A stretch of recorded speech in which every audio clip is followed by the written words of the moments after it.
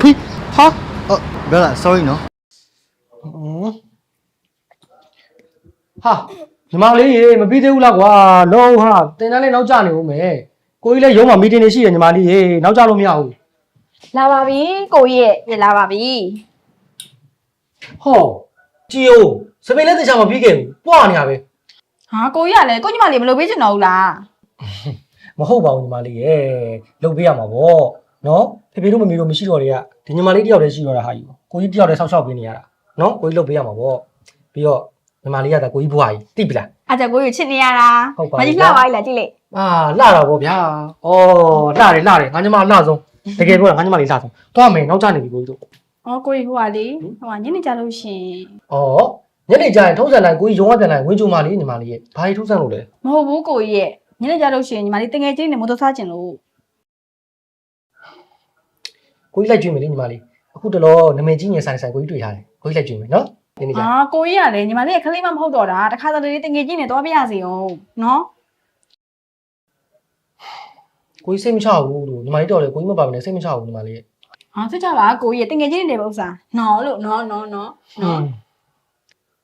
ကဲပါပြောမရနဲ့တဘောဒါပေမဲ့စောစောတော့ပြန်လာရမယ်နော်ဟုတ်နောက်ကျရင်ကိုကြီးเจ้าသိရမလားဟုတ်သိချာနော်ကဲအဲ့ဆိုညီမလေးနောက်ကျနေပြီသွားအောင်လား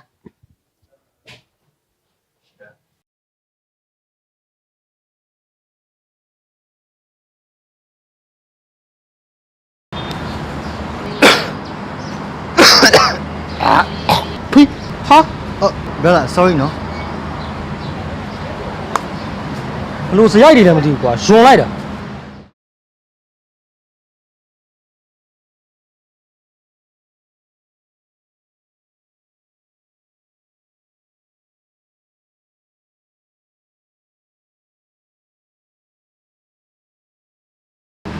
စရိုက်တွေကွာ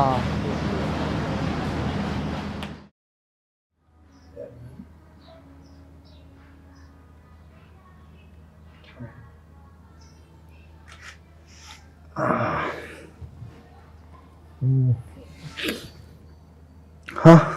စက်နိုင်အောင်ထိုးလိုက်ကောင်းနေကြရတော့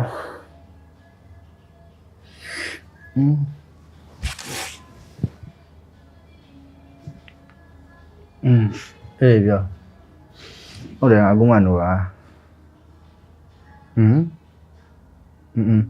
ညနေရံလာခဲ့မယ်နော်